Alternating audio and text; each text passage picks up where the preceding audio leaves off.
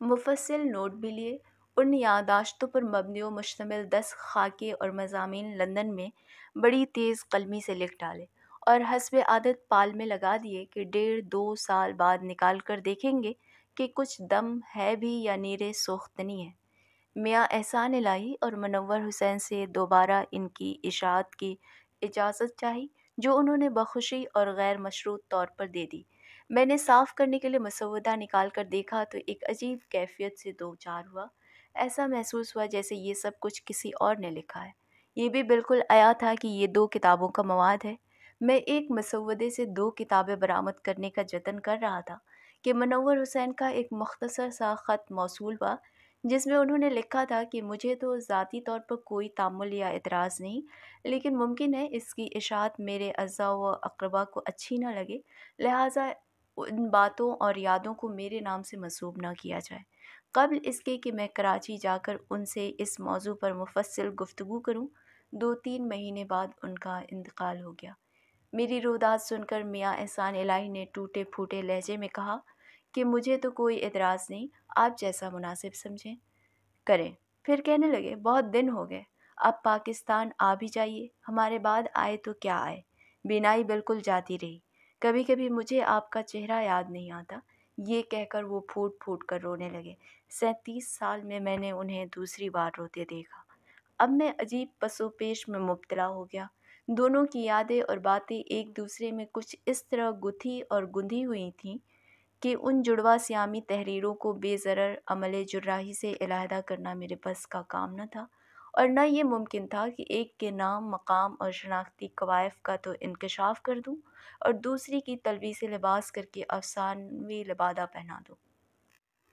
ان حالات میں میرے لیے اس کے سوا کوئی چارہ نہیں تھا کہ سارے مسودے کو یک قلم مسترد کر کے نہ صرف نام اور مقام بدل دوں، بلکہ اول تا آخر سب کچھ فکشنلائز کر دوں، جس کا ان دونوں سے کوئی تعلق نہ ہو، اور میں نے یہی کیا۔ چنانچہ آب گم کے 5 کہانی نما خاکوں میں آپ جو کچھ ملاحظہ فرمائیں گے، اس کا ان دوستوں کے واقعاتی زندگی یا ان کے احباب، بزرگوں اور لواحقین سے قطعاً کوئی تعلق یا مماثلت نہیں ہے۔ مؤدبانہ گزارش ہے کہ فکشن کو فکشن ہی سمجھ کر پڑھا جائے۔ اگر کوئی واقعہ سچ یا کردار اصلی نظر آئے تو اسے محض سوء اتفاق تصور فرمائیے۔ تمام تر واقعات و کردار فرضی ہیں، البتہ جن مشاہیر کا ذکر جہاں کہیں بابدی یا بربنائے تنقیص آیا ہے، اسے جھوٹ نہ سمجھا جائے۔ اتنا ضرور ہے کہ میں نے حتی الامکان منور حسین اور میاں احسان الہی کے مخصوص پیرائے بیان اور انداز گفتگو کی لٹک اور کہیں کہیں آپس کی نوک جھونک کے دوران شرار جستہ و فقرے برجستہ کو جوں کا توں برقرار رکھنے کی کوشش کی ہے۔ یوں بھی اس سے کیا فرق پڑتا ہے کہ یہ فکشن ہے یا سچی واردات یا ان دونوں کا ملغوبہ، جسے آج کل فیکٹ فیکشن کہا جاتا ہے۔ ایک چینی دانا کا قول ہے کہ اس سے کوئی فرق نہیں پڑتا کہ بلی سیاہ ہے یا سفید، دیکھنا یہ چاہیے کہ وہ چوہے پکڑ سکتی ہے یا نہیں۔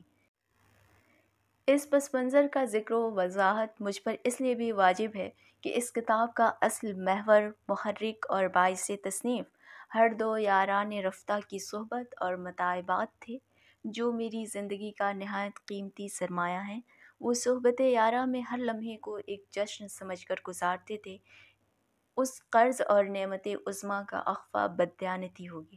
جس اکھڑی اکھڑی گفتگو کا اوپر ذکر آیا ہے، اس کے کچھ ہی دن بعد میاں احسان الہی بھی اپنے رب سے جا ملے اور دیس سونا کر گئے، اور اب میں ایک بین الاقوامی مالیاتی ادارے کی زیر سرپرستی 11 سال لندن میں گزارنے کے بعد وطن کو مراجعت کی تیاری کر رہا ہوں۔ ان کا گلہ اور خدشہ صحیح ثابت ہوا۔ پیچھے مڑ کر دیکھتا ہوں تو ذاتی، ادبی، پیشہ ورانہ، سیاسی اور قومی اعتبار سے اس عشرۂ رائگاں میں ضیاء کے سوا کچھ نظر نہیں آتا۔ سب کچھ کھو کر بھی کچھ نہ پایا، البتہ ملکوں گھومنے اور وطن سے دور رہنے کا ایک بیان فائدہ یہ دیکھا کہ وطن اور اہل وطن سے محبت نہ صرف بڑھ جاتی ہے بلکہ بے طلب اور غیر مشروط بھی ہو جاتی ہے۔ سفر کردم بہر شہری دویدم، بلطف و حسن تو کس را ندیدم۔ مطلب یہ کہ میں ملک و شہر و گھوما، لیکن یہ تیرے لطف اور حسن کا فیضان ہے کہ میں نے کچھ نہیں دیکھا۔ نقصان یہ ہے کہ ہر خبر اور افواہ جو ادھر سے آتی ہے دل دہلانے اور خون جلانے والی ہوتی ہے۔ پاکستان کی افواہوں کی سب سے بڑی خرابی یہ ہے کہ سچ نکلتی ہیں۔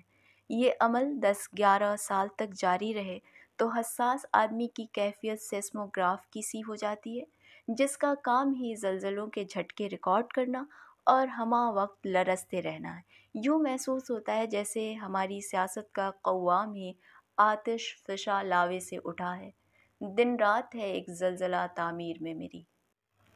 لیڈر خود غرض، علماء مصلحت بھی، عوام خوفزدہ اور راضی برضائے حاکم، دانشور خوش آمدی اور ادارے کھوکھلے ہو جائیں۔ رہے ہم جیسے لوگ جو تجارت سے وابستہ ہیں تو یہ کامل اس فرقۂ تجار سے نکلا نہ کوئی۔ تو جمہوریت آہستہ آہستہ آمریت کو راہ دیتی چلی جاتی ہے۔ پھر کوئی طالع آزما آمر ملک کو غصب ناک نگاہوں سے دیکھنے لگتا ہے۔ تیسری دنیا کے کسی بھی ملک کے حالات پر نظر ڈالیے، ڈکٹیٹر خود نہیں آتا، لایا اور بلایا جاتا ہے، اور جب آ جاتا ہے تو قیامت اس کے ہم رکاب آتی ہے۔ پھر وہ روایتی اونٹ کی طرح بدوؤں کو خیمے سے نکال باہر کرتا ہے۔ کھسیانے بدو ایک دوسرے کا منہ نوچنے لگتے ہیں، پھر ایک نایاب بلکہ انقا شے کی جستجو میں نکل کھڑے ہوتے ہیں۔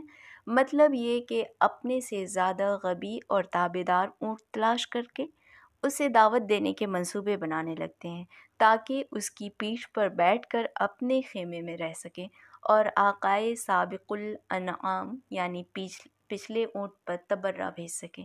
یہ حقیقت ہے کہ ڈکٹیٹر سے زیادہ مخلص اور کوئی نہیں ہو سکتا، اس معنی میں کہ وہ خلوص دل سے یہ سمجھتا ہے کہ ملک و ملت سے جس طرح ٹوٹ کر وہ محبت کرتا ہے اور جیسی اور جتنی خدمت وہ تنِ تنہا کر سکتا ہے، وہ پوری قوم کے بوتے کا کام نہیں۔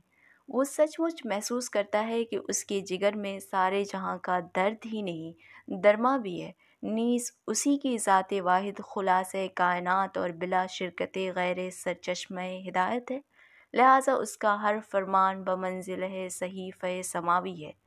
آتے ہیں غیب سے یہ فرامی خیال میں، اس میں شک نہیں کہ اس کے پاس ان لامسائل نان ایشوز اور فرضی قضیوں کا نہایت اطمینان بخش حل ہوتا ہے جو وہ خود اپنی جودت طبع سے کھڑے کرتا ہے۔ رائے کی قطعیت اور اقتدار کی مطلقیت کا لازمی شاخسانہ یہ ہے کہ وہ بندگان خدا سے اس طرح خطاب کرتا ہے جیسے وہ سب پتھر کے عہد کے وحشی ہوں، اور وہ انہیں ظلمت سے نکال کر اپنے دور ناخدائی میں لانے اور بن مانس سے آدمی اور آدمی سے انسان بنانے پر مامور من اللہ ہے۔ وہ ہمہ وقت اپنی شیشہ پلائی ہوئی دیوار سے خطاب کرتا رہتا ہے، مگر قد آدم حروف میں اس پر لکھا ہوا نوشتہ اسے نظر نہیں آتا۔ مطلق العنانیت کی جڑیں دراصل مطلق الانانیت سے پیوست ہوتی ہیں، چنانچہ اوامر و نواہی کا انحصار اسی کی جنبش ابرو پر ہوتا ہے۔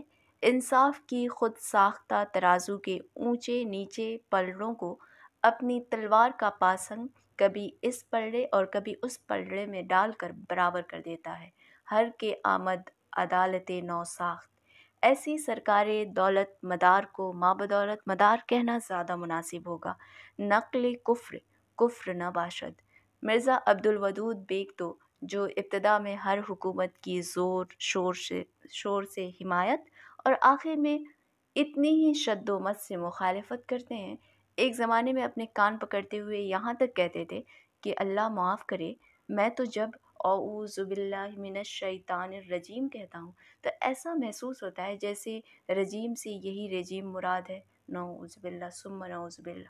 پھر جیسے جیسے امور سلطنت پر افور تمکنت اور ہوس حکمرانی غالب آتی ہے، عامر اپنے ذاتی مخالفین کو خدا کا منکر اور اپنے چاکر ٹولہ کے نکتہ چینوں کو وطن کا غدار اور دین سے منحرف قرار دیتا ہے، اور جو اس کے دستے آہن پوش پر بیت میں عجلت سے کام نہیں لیتے ان پر اللہ کی زمین کا رزق، اس کی چھاؤں اور چاندنی حرام کر دینے کی بشارت دیتا ہے۔